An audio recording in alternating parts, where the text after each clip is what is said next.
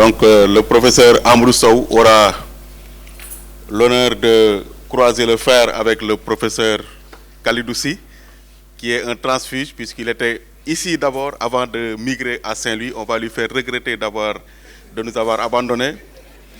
Et ensemble, ils vont revisiter la thématique de juste autour de la musique tradie moderne au féminin. Donc en 30-45 minutes, donc nous allons écouter ces deux orateurs qui vont nous parler de la musique traditionnelle, la musique moderne à travers l'œuvre de Mme Kiné Lam. Je suis d'autant plus content de participer à cette rencontre qu'elle porte un hommage à Adja Kiné Lam, parce que je fais partie de cette génération dont parlait le doyen tout à l'heure et le directeur Ndaou, qui étions là il y a 35-40 ans, et que nous avions été bercés par vos chansons. Nous avons été bercés par votre capacité à comprendre la société sénégalaise, africaine en général, et à les incarner dans vos chansons. Vos chansons n'étaient pas simplement pour plaire, mais aussi pour instruire, pour nous porter loin. C'est pour cette raison que je vais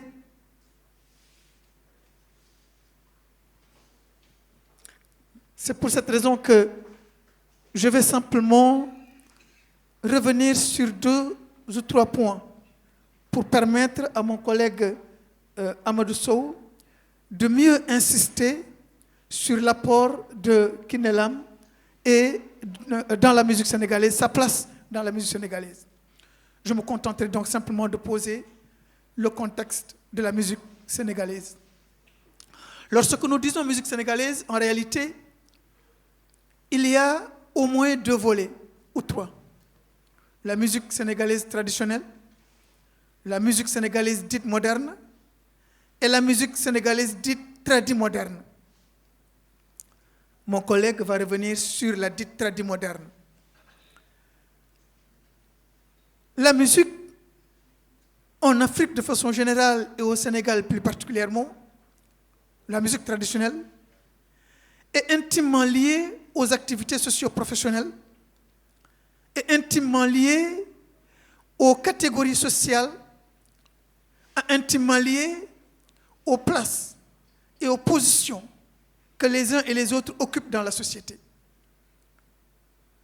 La musique, c'est un moment de plaisir, mais c'est aussi un moment pendant lequel la société fait face à elle-même et se donne les moyens de se régénérer.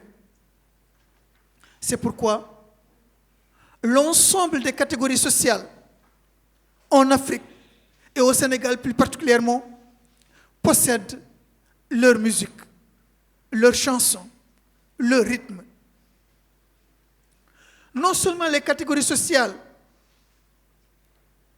possèdent leur musique, à l'intérieur des ethnies, il y a des types de musique qui n'appartiennent qu'à cette ethnie-là. Quand on dit Baba Mal, on dit Yela. Sous-entendu que le Yela est une marque de Halpulaar. Quand on dit Youssou Ndour, on dit Mbalax. Et donc, il y a, dans nos sociétés traditionnelles, des formes de récréation, je dis récréation au double sens, au sens de récréation, se divertir après le travail, mais de recréation, de régénération. C'est pour ça que des chanteuses comme Yandé Kodou, des chanteuses comme Adja Kiné Lam, des chanteuses comme Amadou sont des incarnations de cette musique arc-boutée à la société sénégalaise. Et c'est pour ça aussi que l'essentiel de leur création est presque des sortes de, j'allais dire, de remix de ce que l'on entend dans les foyers, de ce qu'on entend dans les rues, de ce que l'on entend dans les groupes sociaux. Mais cette musique traditionnelle, vous voyez qu'elle a eu une sorte de pouce ou d'encouragement avec l'instauration ou la création de Daniel Sorano. Je pense que Daniel Sorano a été, on ne le dit jamais assez, un creuset dans lequel s'est retrouvé plusieurs générations. Je rappelle que notre marraine du jour est passée par là. C'était un creuset important dans lequel plusieurs grands artistes ont presque vu le jour, ont appris le métier de comédien, ont appris le métier de chanteur, et donc finalement sont devenus aujourd'hui les grandes figures de la chanson. Et évidemment, cette musique traditionnelle aussi, il faut la mettre en relation avec la politique senghorienne de la diplomatie culturelle. Senghor a eu l'idée géniale de comprendre que la diplomatie, c'est d'abord la culture.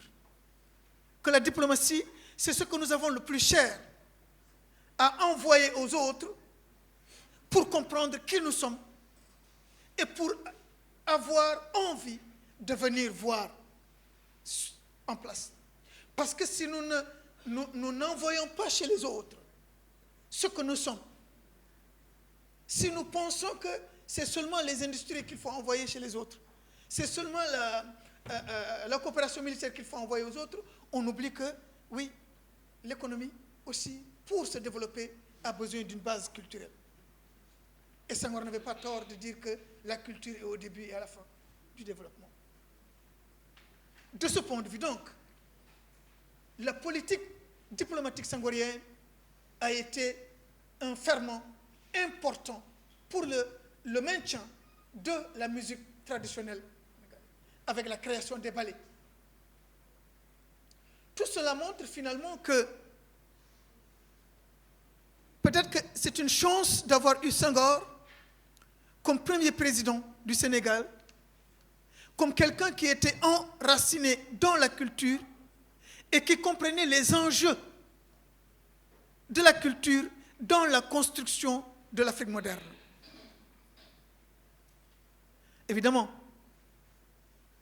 il y a énormément de choses à dire sur ces questions-là, mais je ne fais qu'introduire et mon camarade va revenir sur ces éléments-là. Il y a eu un pivotement dans la musique sénégalaise autour des années 60-72. Ce pivotement est lié aux influences reçues au Sénégal et en Afrique de façon globale par la musique avec les Latinos, les Cubains essentiellement et les Américains. L'influence cubaine et américaine a produit au Sénégal et en Afrique, je l'appelle la rumba congolaise, a produit donc au Sénégal et en Afrique, mais pour le Sénégal, une modernisation de la musique. Une modernisation de la musique qui va entrer dans la création d'orchestres. Des orchestres qui vont travailler ces influences-là en les conjuguant avec ce que nous avons. Et évidemment, de grands orchestres vont voir le jour. Star Band, Baobab, Number One, etc. Des orchestres qui vont incarner le visage nouveau de la musique sénégalaise. Or, ce visage nouveau de la musique sénégalaise va aussi s'incarner dans l'instrumentation. C'est-à-dire que dans la musique traditionnelle, où on était plus dans le khalam, on était plus dans le sabar, la musique moderne, avec les nouveaux orchestres, on va introduire les instruments occidentaux.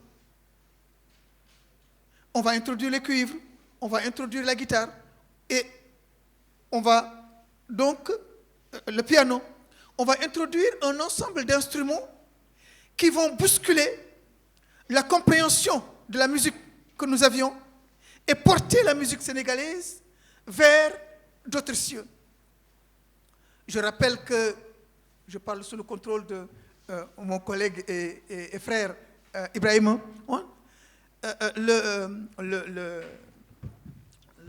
l'orchestre Baobab a été créé sur conseil, j'allais dire même sur recommandation du président Senghor, et que cet orchestre est né des flancs du club Baobab. Pour dire que finalement, la musique moderne sénégalaise, même si elle a reçu des influences cubaines, la salsa, des influences américaines, le soul, le pop, le jazz, est restée assez souvent très proche de la société sénégalaise. D'abord par la langue. Même les grands orchestres sénégalais qui ont pu franchir les frontières pour aller en Afrique, pour aller dans le monde, la plupart du temps, ont chanté en Wolof. Certains en pulaar, d'autres en sérère. On voit cela aujourd'hui avec le rap. Le rap sénégalais qui a commencé évidemment dans les années 88 est devenu une musique sénégalaise lorsque les rappeurs ont compris que ce n'est pas en anglais qu'il faut chanter, ce n'est pas en français qu'il faut chanter, c'est en sérère, c'est en Wolof, c'est en pulaar, c'est en soninké, c'est en diola qu'il faut chanter. Et à partir de ce moment, le rap sénégalais est devenu Galsen. Je vous remercie. Si c'était seulement l'UGB, là je serais prêt. Voilà, je serais prêt. Parce qu'on croit souvent le faire. On croit souvent le faire ailleurs. L'UGB et l'UCAD. Parce qu'ils veulent vraiment grandir très vite et se libérer de l'UCAD alors que nous ne sommes pas encore prêts à lâcher. Donc c'est un plaisir de venir aujourd'hui prendre la parole ici devant ce parterre d'intellectuels. C'est aussi un plaisir aussi particulier de faire face à de grands professeurs sommités qui sont là, et ça me rappelle un peu les jurys de thèse. J'espère que je ne serai pas évalué comme quelqu'un qui va soutenir une thèse. Alors, par rapport aussi à la journée qui est organisée par le groupe de recherche sur les expressions culturelles, nous avons fait 3 journées. Je pense qu'aujourd'hui, c'est la 3e après Thionsek, Baba Mal. Aujourd'hui, c'est une grande dame de la musique sénégalaise, Adja Kiné Lam. J'ai beaucoup entendu Adja Kiné Lam Samb. Ça m'a un peu... Parce que déjà, même dans les communications, j'ai vu des résumés, quelqu'un qui a mis Adja Kiné Lam Samb. Et puis je me suis interrogé, j'ai fait des recherches, mais je me suis rendu compte que peut-être que quelque part, c'est une erreur qui s'est propagée, parce que c'est sa maman qui est Samb, effectivement, c'est sa maman qui est une Samb, mais elle, c'est Kiné Lam. Son nom de famille, c'est Lam. Donc je vais parler de la musique en général, musique et chanson de manière générale, et ensuite parler de la chanson, de la musique traditionnelle, musique et chanson traditionnelle. Pourquoi j'utilise souvent musique et chanson traditionnelle, on verra. Parce que c'est pour moi très difficile de faire la différence entre la chanson et la musique, surtout la chanson et la musique africaine. Donc c'est pourquoi nous allons aborder la chanson et la musique en même temps. Parfois j'utilise le mot musique, parfois j'utilise le mot chanson, parfois j'utilise le mot chant. Donc j'avoue que j'ai eu moi-même des problèmes dans le cadre de ma thèse, parce qu'on risquait d'aller dans le domaine de la musicologie et de sortir de la littérature. Et puis peut-être d'apprendre d'autres disciplines, et ça prendrait beaucoup de temps. Donc il fallait choisir. Donc le choix va porter sur le fait de parler des deux en même temps et d'utiliser un mot à chaque fois que de besoin.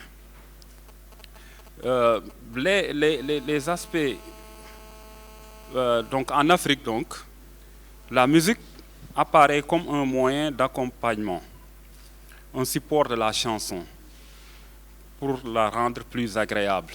Donc nous tous, nous avons appris que la musique est l'art de combiner des sons d'une manière agréable à l'oreille. Donc la musique peut être le support de la chanson pour la rendre agréable.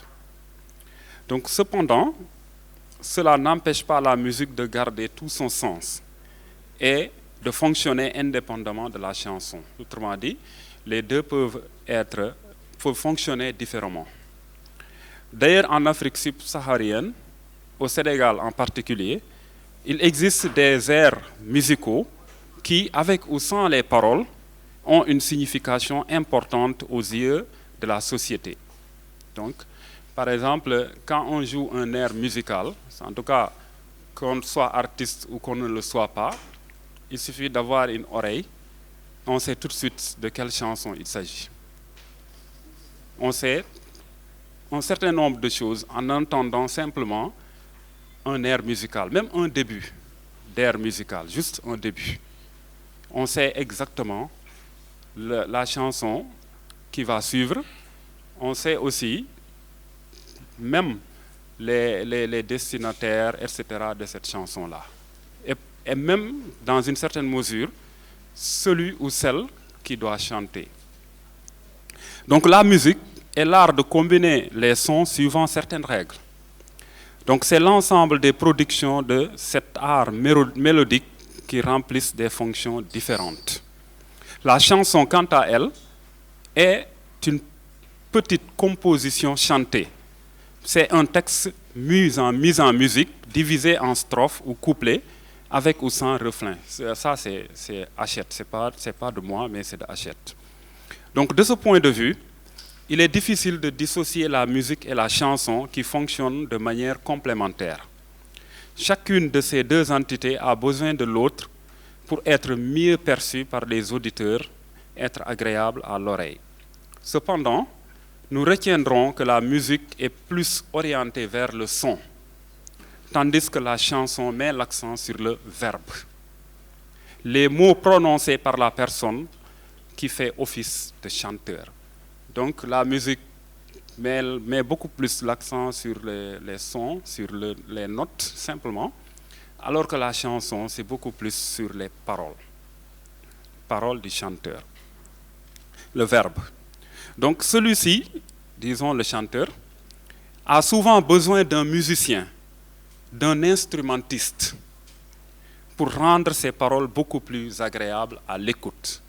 Donc c'est pourquoi les chanteurs, ils sont toujours accompagnés ou souvent accompagnés d'instrumentistes.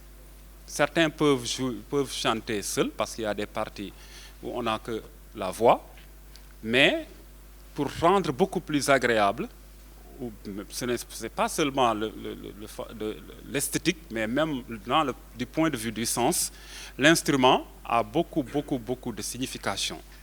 L'instrument a même un caractère, peut même revêtir un caractère mystique, même sacré.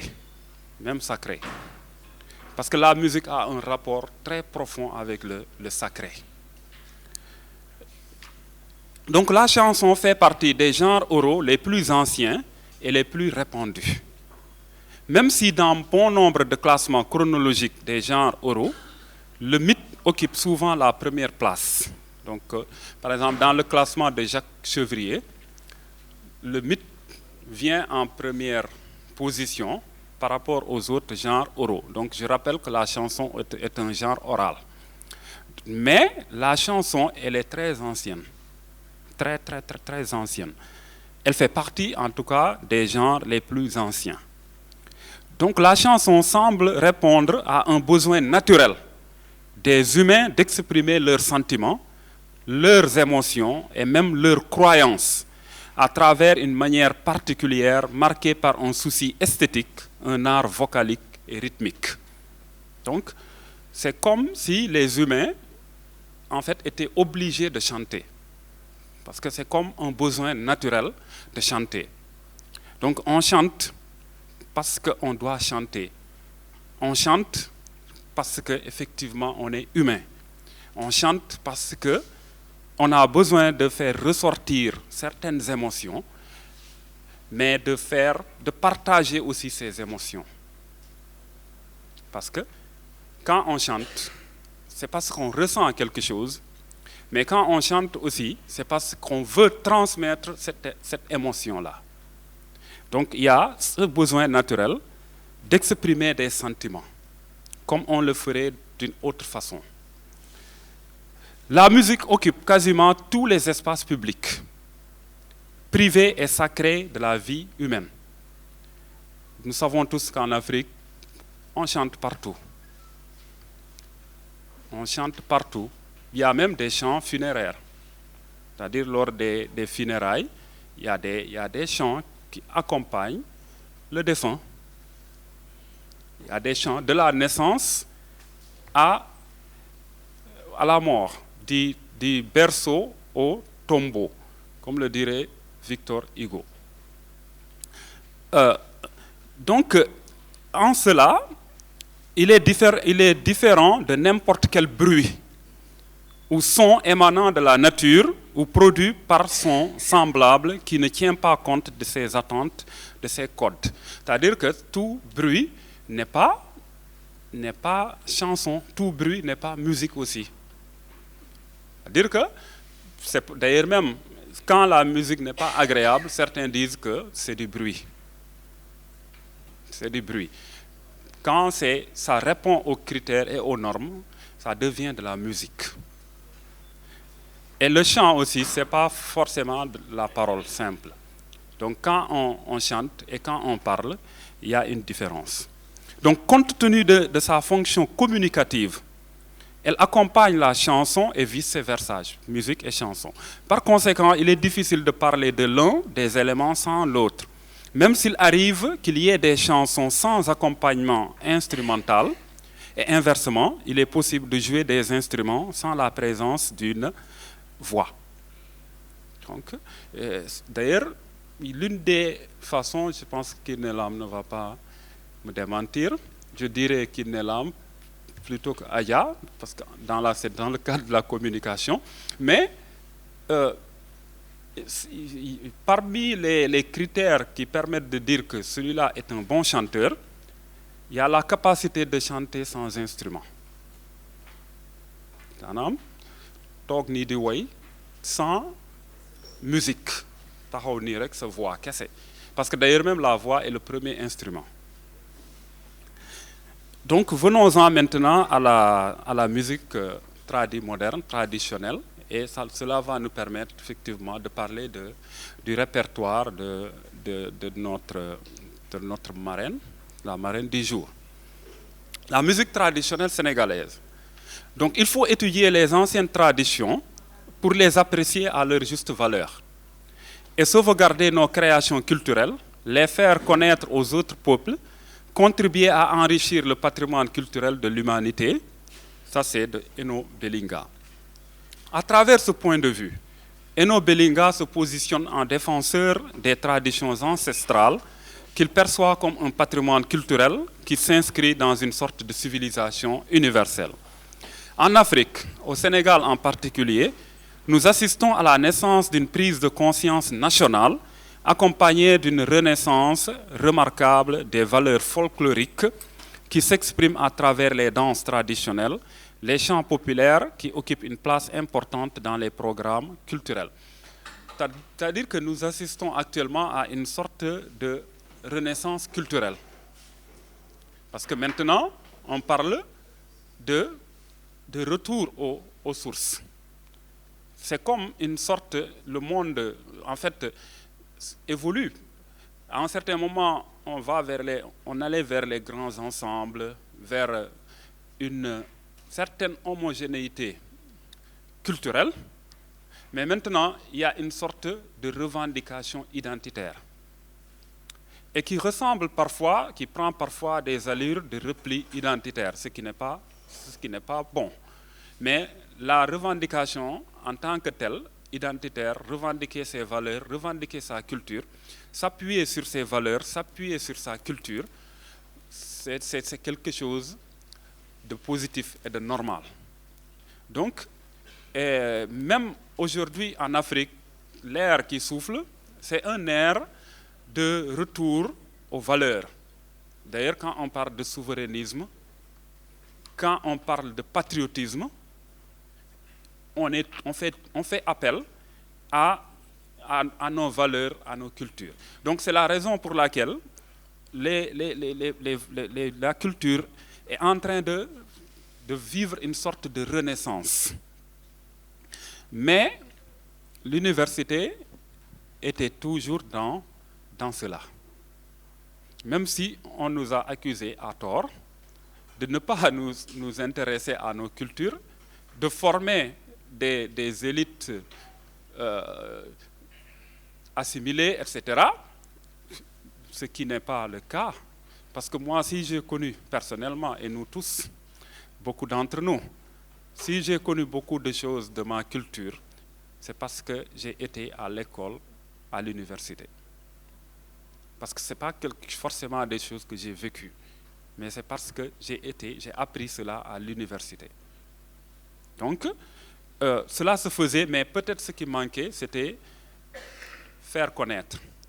Donc aujourd'hui, je pense que cette journée-là fait partie des opportunités pour faire connaître ce que l'université fait dans ce domaine-là. Donc, l'étude de la musique traditionnelle en tant que véhicule des valeurs culturelles, religieuses, économiques et politiques des sociétés qui composent le Sénégal doit être inscrite au premier plan.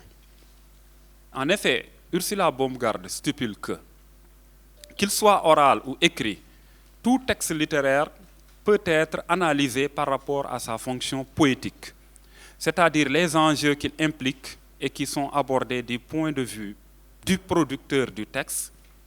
Quel but poursuit-il? Pour quelles raisons aborde-t-il tel ou tel thème plutôt que tel autre? Raconte-t-il telle ou telle histoire plutôt que telle autre? Et sous quelle forme? Ainsi que du point de vue du destinataire qui découvre les enjeux du texte à travers sa propre réception. Autrement dit, étudier un texte, étudier une chanson, c'est étudier l'énonciateur, c'est-à-dire l'émetteur, la chanteuse ou le chanteur. Donc, on ne peut pas étudier, c'est comme nous on le fait dans les œuvres littéraires. Quand on étudie une œuvre, on parle de son auteur. Dans le cadre de la chanson également, de la chanson traditionnelle surtout, il faut connaître la chanteuse ou le chanteur. Autrement dit, on ne peut pas comprendre les chansons de Kiné Lam, Adja Kiné Lam, sans connaître Adja Kiné Lam. Il faut la connaître. D'où elle vient? Où est-ce qu'elle a appris? Comment elle a appris? Et pourquoi elle chante? Mais pourquoi elle chante telle ou telle chanson? Et pourquoi elle chante cette chanson en ce moment et une autre chanson à un autre moment? Tout cela, c'est important. Et dans le cadre aussi du public, on doit connaître l'auditoire aussi. On doit apprendre l'auditoire. Et donc, ce sont ces grilles d'analyse que je vais moi-même utiliser. Donc, je vais parler de l'émetteur de la musique traditionnelle sénégalaise. Autrement dit, qui chante au Sénégal, qui chante la chanson traditionnelle, tradimoderne sénégalaise. Donc, étudier l'émetteur, celui qui produit la chanson, étudier l'émetteur de la musique traditionnelle revient à se poser la question suivante.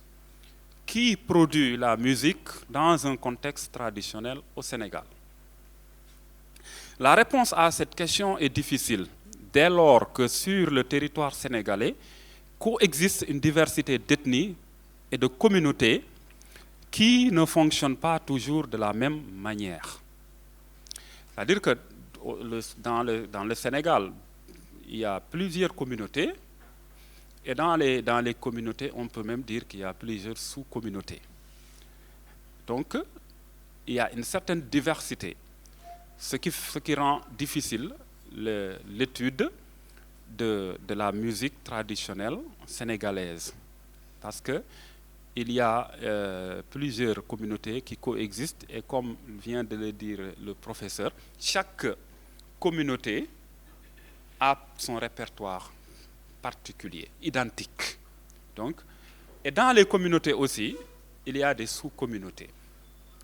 Si on prend l'exemple du Goumbé, on peut dire, c'est un répertoire. C'est un répertoire, Goumbé, ñan ñoo ko moom ah du lébu yi, n'est-ce pas? Donc lébu yi si wolof yi lañ bokk du dëgg. Maintenant am na aussi ay chansons par exemple yoo xamante ne marié la, pour les mariés par exemple. Donc ku nekkul marié peut-être waru ko woy, wala waruñu woyal koo xamante ne nekkul marié, koo xam ne nekkul si maanaam waaj, comment on appelle, Thiet par exemple, kooku mënuñ ko. Par exemple Yo Malé, chanson de, voilà, je prends l'exemple de Coumba Gawlo quand elle a chanté Yo Malé, voilà, oui, voilà. Donc Yo Malé, quand Coumba Gawlo a chanté Yo Malé, elle a eu des problèmes, n'est-ce pas? Elle a eu des problèmes. Donc la répartition et la réglementation qui régissent les fonctions de l'énonciateur de la musique traditionnelle sénégalaise peut être explicite, implicite ou dépendre de l'usage. Donc, c'est-à-dire que le chanteur ou la chanteuse peut être identifié de manière claire. C'est-à-dire qu'il peut avoir un rôle social clairement défini.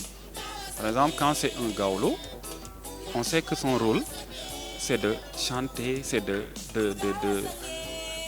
faire de la généalogie des rois, des familles, surtout des familles royales.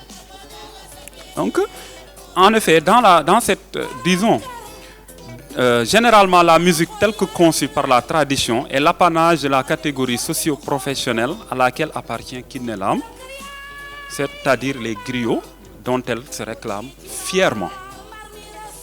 Elle-même, elle a dit, elle a créé même un album qui s'appelle Gewella.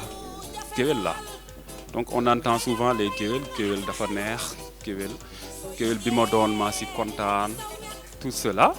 Donc ça dit que c'est des gens qui expriment leur fierté d'appartenir à cette catégorie-là. Et le fait de dire Gewella, ça veut dire que c'est une façon de se revendiquer et d'exprimer cette fierté d'appartenir à cette famille. Donc, dans cette chanson rythmée, donc chanson Gewella, par des sonorités traditionnelles, tournées dans un cadre qui rappelle les batailles épiques des Damel du Kayor, incarnées dans le clip par de brillants interprètes, la cantatrice affirme sans embâche. Donc, si vous regardez le clip Gewella, ça fait penser au Kayor, aux batailles des Damel, etc. C'est fait exprès. Donc dans cette chanson, elle-même, elle dit Gewella, Badj Gewella.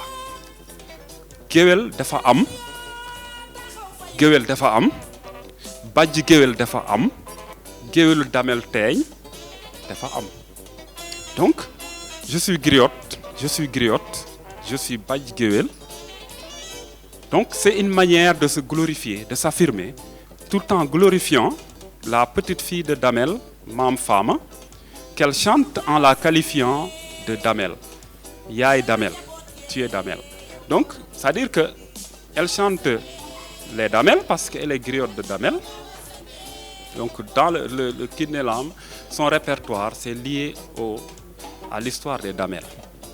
Et donc en chantant une descendante de Damel, en l'occurrence Mam Fama, elle en profite pour elle-même dire que elle est Gewel Damel. Donc, vous voyez, comme Djibril Tams, comme Djeli Mamadou Kouyaté l'avait dit, je suis griot, je suis Djeli Mamadou Kouyaté, c'est moi qui dois dire l'épopée de Soundiata, parce que je suis Kouyaté. Et donc, vous voyez.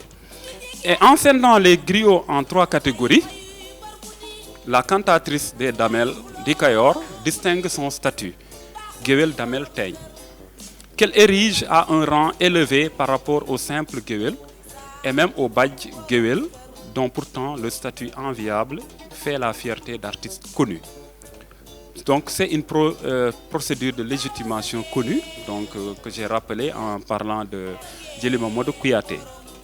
Donc, par exemple, si on prend l'exemple des Sérères, on a la musique est pratiquée également par la même catégorie socio-professionnelle, en l'occurrence les griots, qui sont rattachés aussi à des rois et des chefs de province. Donc, la musique apparaît dans cette perspective comme une spécialité des griots qui en font leur exclusivité. C'est-à-dire que nous, donc, d'ailleurs même, un autre ne doit pas chanter. En tout cas, pas n'importe quelle chanson. Donc, leur exclusivité. Ainsi, en société traditionnelle, n'importe qui ne chante pas n'importe quelle chanson dans n'importe quelle circonstance. Cependant, il importe de distinguer la professionnalisation qui est héréditaire, comme c'est le cas des griots, de celle qui est acquise par vocation, qui nécessite la recherche d'un maître pour assurer l'imitation ou l'apprentissage de l'aspirant. Les deux situations ne sont pas incompatibles, dans la mesure où les griots de naissance suivent une formation professionnelle qui commence généralement au sein de la famille avant de se poursuivre auprès d'autres maîtres. C'est exactement le parcours de Kiné Lam qui dit à Pape Cheikh Diallo: Dama jàng woy, dama ko donn. Donc, je l'ai appris, je l'ai hérité. Donc, les deux. Makoddu aram paate sama maam. Mbooloom ku bari woon xam-xam ci réew mi moom nga daan seeti. Moo jur sama yaay. Sama baay Birima Seydou Ngoné ndaanaan yu mag yooyu. Ma juddu ci loolu, ci sama kër ndey, ci sama kër baay. Puis elle s'empresse pour préciser: waaye nag dama rampe, dama nekk xale bëgg a woy, teel a bàyyi samay étude ndax woy dimbali sama waajur. Donc il existe aussi des musiciens qui justifient leur choix artistique en convoquant le surnaturel, comme le fait d'avoir une apparition, la rencontre d'un génie ou un rêve prémonitoire souvent perçu comme un ordre transcendantal de faire de la musique pour une raison précise ou quasiment sacrée. Donc là, il y a des musiciens de naissance, mais le fait d'être né dans une famille griotte ne suffit pas. Il faut suivre une formation dans la famille et en dehors de la famille. Mais il faut aussi faire du tarbiyou quand il s'agit de la musique traditionnelle, comme les grands artistes le font, etc. Dans le travail ici, donc j'ai montré beaucoup de choses qui confirment effectivement cette formation, mais qui est aussi une sorte de... Des exemples de généalogie aussi sont là. J'aimerais peut-être parler de quelque chose qui m'intéresse pour terminer, particulièrement dans le répertoire de Kiné Lam. En l'occurrence, la chanson Alioune Souané. Donc Kiné Lam est tellement attaché à ses guerres kayoriens qu'elle saisit toutes les occasions pour en venir à la généalogie des Damel. Pratiquement, si tu observes Kiné Lam, presque à chaque fois, elle ramène tout aux Damel. Donc, parce que c'est tout à fait normal.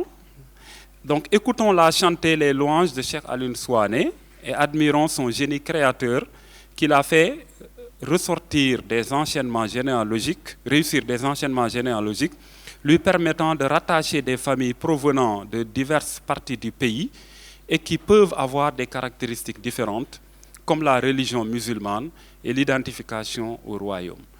Parce que, effectivement, les griots aussi, l'un de leurs rôles, c'est de suivre la marche de la société et de construire une histoire adaptée à cette marche de la société. Donc, quand la société évolue, ce sont les griots qui vont trouver le message qu'il faut pour montrer cette évolution-là. Donc, quand les gens étaient bon, je ne veux pas dire animistes, etc., mais quand il y a eu l'introduction de la religion musulmane, ce sont les griots qui ont fait le lien entre les familles traditionnelles et les familles religieuses. Donc, ici, en chantant Cheikh Alioune Souané, elle en profite pour parler de la religion, des familles religieuses de Cheikh Ahmadou Bamba, que d'ailleurs c'est pourquoi on l'appelle Kiné Lam Cheikh Ahmadou Bamba. Donc dans la chanson, Cheikh Alioune Souané maa ngi woy ku juddoo Janaba defar daaray alxuraan si gox bi ki defar juma yi si Janaba dëkk bi mu juddoo. Donc Janaba c'est dans le sud. Donc Fodé Mamadou Souané ay baayam Fanta Cissé ay yaayam, parce que la filiation c'est le côté paternel, côté maternel. Donc mbokku ndeyu Malan Souané, donc là on parle de sa famille, de ses frères, etc. Donc Albarka Souané, Sénégal gërëm nañ la woyoo Cheikh Alioune Souané, parce que là quand on fait l'étude de texte, on verra les mots arabes, etc. Muy Noor Serigne Mbacké, voilà, là elle introduit la famille maraboutique Mbacké de Touba. Donc muy Noor Serigne Mbacké gërëm na la, muy nawet yaa fi def si diine. Cheikh Alioune Souané taalibe Serigne Mbacké soxna Lo borom Taïf ak Baylaat Cheikh Magidam Xarilo. Là elle devient plus précise. Après la généalogie va commencer. Soxna Lat Diop ay yaayam, Mor Ñandaan Masamba Gadd Ndak ak Marème ak Xari ak Pend Buya, Aminata Yàlla seen yaay, Aminta Yàlla Xujja Kumba mbokk ndeyam Amadou Yàlla, Maxure Jey seen yaay, Damel Teeñ Birima Maawa Ngóone borom bëgg du mat góor mat, borom bëgg du mat góor mat. Ouais, voilà, ça ce sont des propos du Damel Teeñ. C'est-à-dire que quand tu aimes les biens, tu ne peux pas avoir de la dignité en fait, etc. Donc gankal ma ci Touba newoon ku daw ñaaw. Là on renvoie à quoi? Ça s'appelle guerrier, etc. Donc la fuite, il faut pas fuir, il faut ceci ou cela. Donc voilà, Khourédié Birima Fatma Dawras dafa yendal jojam ndaw Birima yendo fa yendo naan. Aminta Yàlla lu mu jur waliwu la, dañ ko jox Cheikhul Khadim mu am si Mamadou Moustapha Mbacké mu jur Serigne Cheikh baayu Serigne Mbacké soxna Lo. Amadou Yàlla lu mu jur Garmi. Donc vous voyez, là lu mu jur waliw, on renvoie au marabout, à la religion musulmane. Là Amadou Yàlla, on est dans le Kayor, dans les Damel, lu mu jur Garmi. Donc soit parce qu'il y a actuellement on est dans deux, c'est la noblesse ou la religion. Donc celui-là, tout ce qu'il engendre, c'est des saints religieux. De l'autre côté, ce sont des nobles, des garmis. Donc Aminta Yàlla lu mu jur waliw waliw la et cetera parce que dañ ko jox Cheikhul Khadim mu am si Mamadou Moustapha Mbacké qui est le waliw c'est évidemment Mamadou Moustapha Mbacké moo jur Serigne Cheikh Gaynde Serigne Cheikh Gaynde et cetera Amadou Yàlla lu mu jur Garmi Amadou Yàlla c'est l'ancêtre de Seynabou Amadou Yàlla c'est la mère de Albouri Ndiaye mu jur Seynabou Yàlla ñuy jox ko Birima Penda Njéemé mi si tëdd bi si ngeeneen mu am si Albouri mi daan daxe Garmi yi daxe tout le monde sait que c'est le fait de ce mot existe même en pulaar dax je crois c'est même pas d'origine arabe là quelque part je pense oui dax c'est comme mettre au cou là une personne je crois voilà c'est ça voilà daade quoi je parle de daade quoi en pulaar ça existe en pulaar voilà donc voilà je vous remercie parce que le temps presse voilà.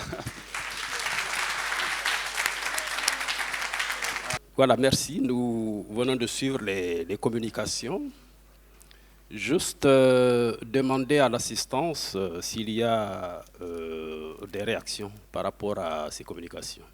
Merci beaucoup. Je voulais faire très vite, donc je passe sur les salutations. Mais maa ngi reconnaître bu baax rek Adja Kiné Lam sama doom Mor Ndaw Kalidou féliciter conférencier bi nag. Dama préféré nag wax ci wolof parce que dama gëm ne li ngeen def nii lu am fayda la lu am solo la te am fayda googu ak am solo googu tax na man depuis bi ma ko gisee ci benn groupe bu ma bokk ma jàppoon ne dinaa dikk fii mais dikk fii pour ñaar ba ñetti yëf Mamadou ak Mor Ndaw école doctorale ethos ak FASTEF defe naa ni du tey la ñu commencé def li nga xam ne day réconcilier université bi ak culture parce que conférencier bu brillant bi dafa wax ne moom am na lu bari lu mu xam ci culture am lu mu jàngee ci école bi ak université bi waaye am na lu bari lu des nag ndax li des du faute université bi peut-être waaye condition d'émergence université bi moo jur loolu tax na ba damay xelal Mor ak Mamadou ne lii ngeen def nii bu mu yem fii parce que gëm naa ni Adja Kiné Lam baax na mu dikk ci amphi parce que loolu dafay bokk ci liy réconcilier université bi ak askan bi waaye xalaat naa ni Adja Kiné Lam ëpp na amphi lu mel nii war nañ ko def ci grand théâtre askan bi ci boppam dikk taxaw te bu ngeen woowoon askan bi ni Adja Kiné Lam la ñuy waxtaane d'un point de vue universitaire pour décortiquer ce qu'elle représente dans la société et ce qu'elle représente sur le lien social. Je pense que grand théâtre dina fees ba romb foofu benn ñaar ci ma bëgg a wax ci bu gaaw c'est sur la façon de dire et la façon de lire le texte de Adja Kiné Lam. C'est vrai que Adja Kiné Lam elle est dans la généalogie, elle est dans le laudatif, mais ce qu'elle dit même quand elle est dans la généalogie dépasse de loin la généalogie. Une seule chanson je veux prendre, c'est celle que le conférencier a prise. boo jëlee Cheikh Alioune Souané Adja Kiné Lam il faut distinguer le texte et le prétexte parce que je pense que cette chanson lui sert de prétexte pour dire les valeurs cardinales positives de notre société. benn li muy wax mooy li muy woy ci Alioune Souané mooy générosité, ñaar li mu woy ci Alioune Souané mooy solidarité, ñett li mu woy ci Alioune Souané bi nga ko yóbboo ci damel yi mooy sens du devoir ak courage physique, ñeent ma fini ci loolu li mu woy ci Cheikh Alioune Souané mooy unicité suñu société ne Sénégal benn bopp la. liggéey bu mel noonu sama collègue Fatou Sarr mi ngi koy def ci benn ouvrage bi nga xam ne dina ñëw mais gis ngeen li nga xam ne moo ci génn ci internet bi.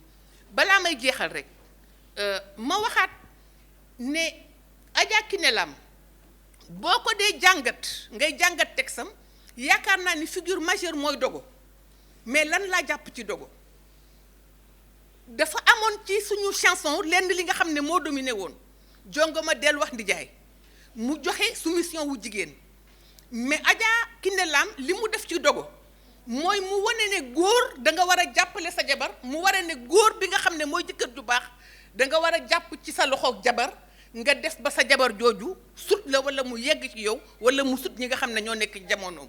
Je pense que ce qu'il faut, la façon dont je suggère de lire Adja Kiné Lam, c'est les valeurs sociétales positives qu'elle véhicule et qu'elle fait entendre.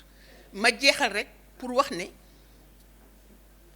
gëm naa ne war nañu génne Adja Kiné Lam ci amphi bi, man mën naa ci ànd ak yéen te xalaat naa ni li ngeen def ci moom war ngeen ko def ci ñeneen parce que loolu day réconcilier xam-xam bi ak askan bi.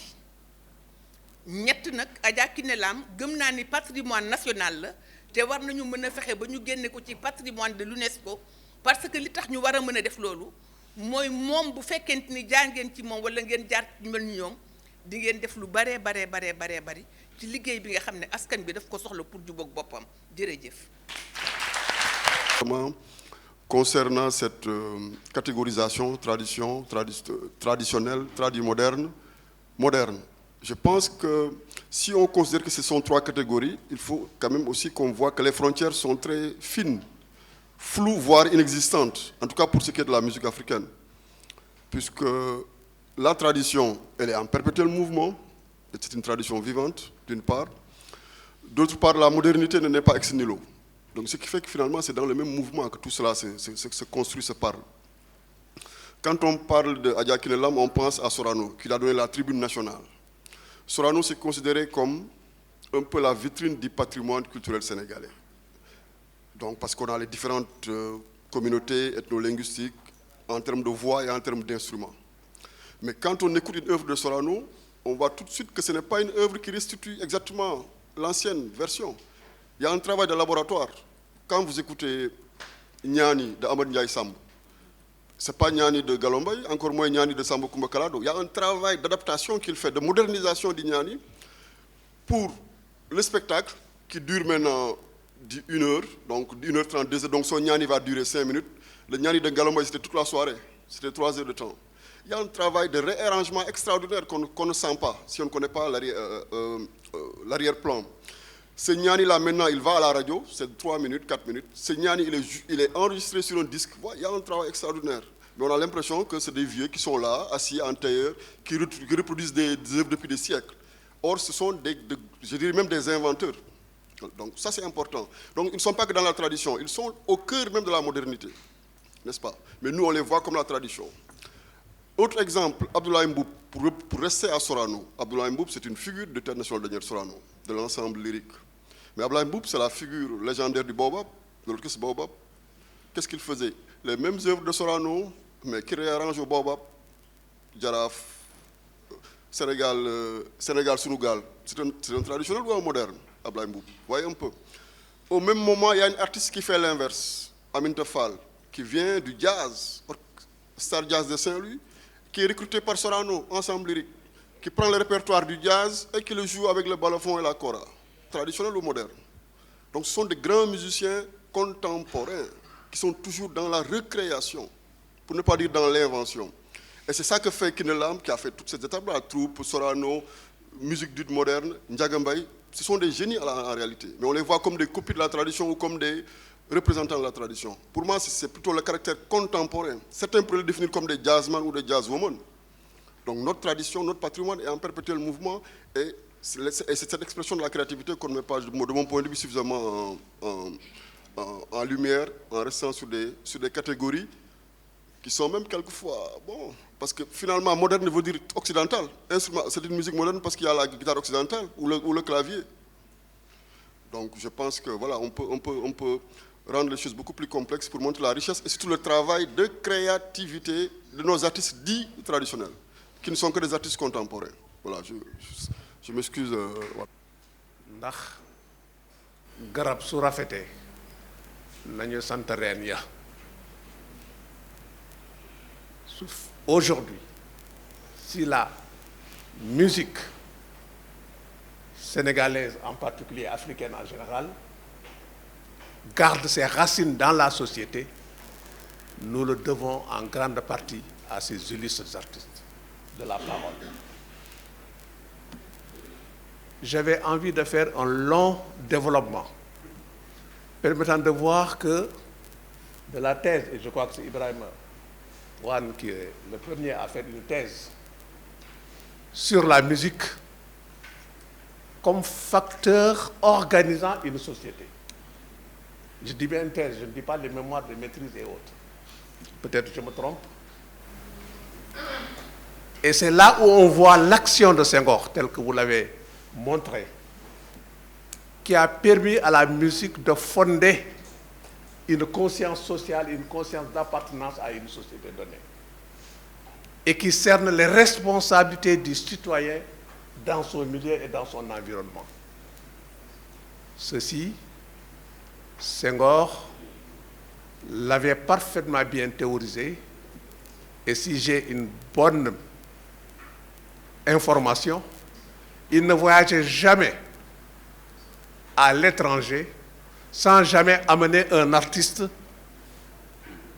dans sa mission, parce qu'il tient à montrer au monde le patrimoine que nous avons. C'était la même chose en Guinée au temps de Sékou Touré. La musique participait à la création d'une nouvelle conscience nationale et une conscience d'apprentissage. La musique, ce n'est pas seulement des paroles, c'est des paroles actes. Et la musique crée une relation, je vais dire, consubstantielle entre celui qui parle et celui qui écoute. Way su neexee kii woy day sóoraale kii déglu ak nan la ko mën a dégloo déggee moo tax ñu ne waykat yi ay jàngalekat la ñu. C'est les premiers enseignants de la société avant qu'on ne vienne dans les amphithéâtres pour faire tel ou tel autre enseignement. Ayant eu cette idée vous-même, nous devons vous féliciter.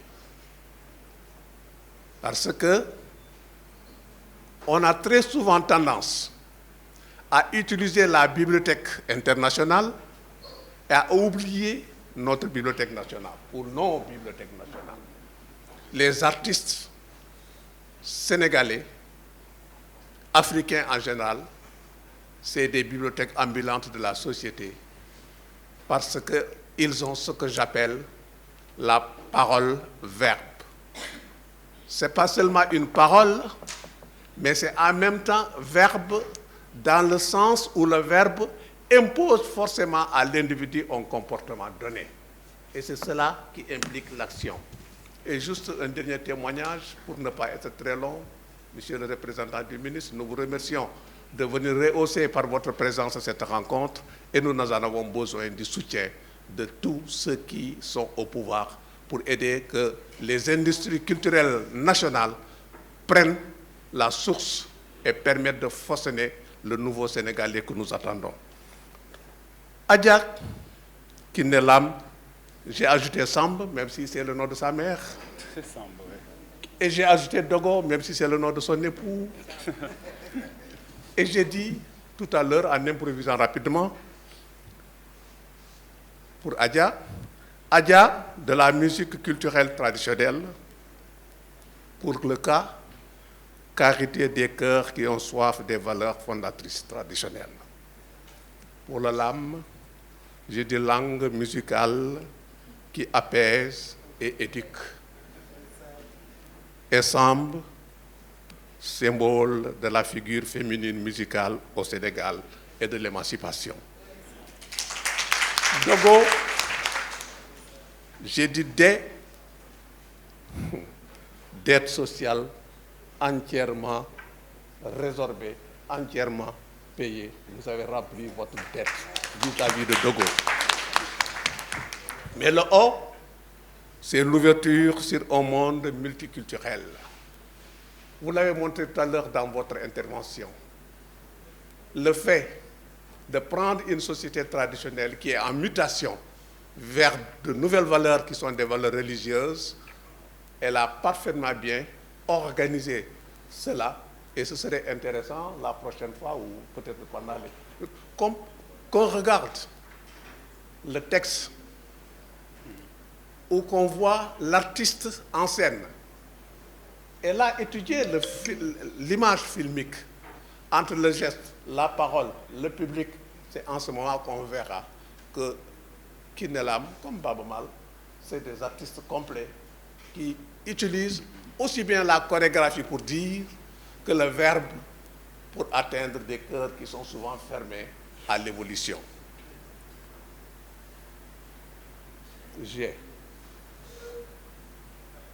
Vraiment j'ai. Vous êtes garante des valeurs fondatrices d'une société en évolution et œuvre qui à jamais ne sera ternie et resteront dans la mémoire collective africaine. Merci Kiné Lam. Viendra assister à ce partage de ce que l'université est parvenue à décortiquer des œuvres de Adjaratou Kiné Lam Mambamba. Si vous nous proposez ça, nous sommes preneurs en tout cas au niveau du ministère de la Culture et on va continuer la collaboration que j'avais annoncée au départ. Ibrahim Mawan, professeur, très bien. Il a mis l'accent sur l'exploitation du patrimoine immatériel. Que ces créateurs utilisent le patrimoine matériel et immatériel, mais effectivement, on ne peut pas demander ça, nous l'avons travaillé dans la définition du patrimoine immatériel, on ne peut pas demander aux gens de prendre le patrimoine tel qu'il a existé depuis des millénaires. Ce n'est pas possible. Personne n'est témoin de ce temps. Donc si on veut s'inspirer du patrimoine immatériel, il faut qu'on soit dans une posture de création perpétuelle. C'est pourquoi on dit que le patrimoine immatériel est dynamique. C'est, entre autres, de ce que vous avez dit, c'est ce que j'ai retenu pour ce qui me concerne. En tout cas, moi, je suis en train de collecter des points qui nous intéressent, qu'on peut mettre en œuvre dans le cadre de la collaboration qu'on est en train de chercher avec l'université et les autres acteurs. Parce que je rendrai compte à ceux qui m'ont mandaté et nous allons exploiter les points qui peuvent favoriser la collaboration entre l'université et le ministère de la Culture.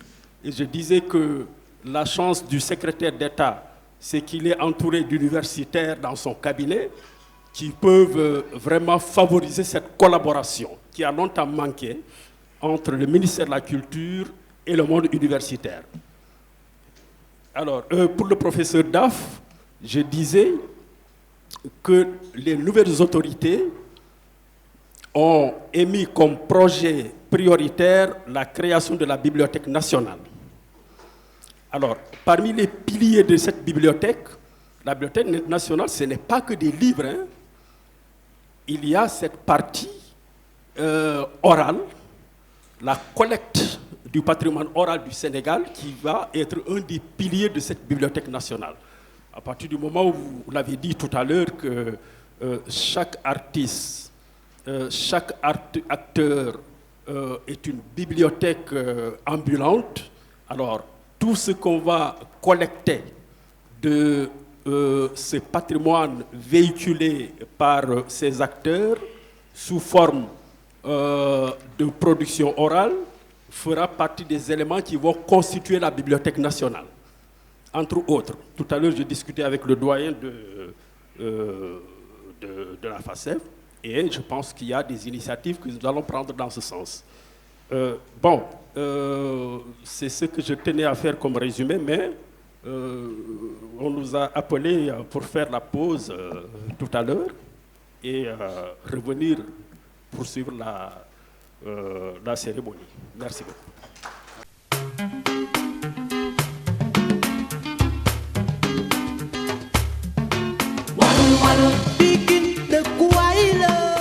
Donc le professeur Amadou Sow aura l'honneur de croiser le fer avec le professeur Kalidoussi, qui est un transfuge puisqu'il était ici d'abord avant de migrer à Saint-Louis. On va lui faire regretter d'abord de nous avoir abandonnés. Et ensemble, ils vont revisiter la thématique de juste autour de la musique tradie moderne au féminin. Donc, en 30-45 minutes, donc nous allons écouter ces deux orateurs qui vont nous parler de la musique traditionnelle, la musique moderne, à travers l'œuvre de Madame Kiné Lam.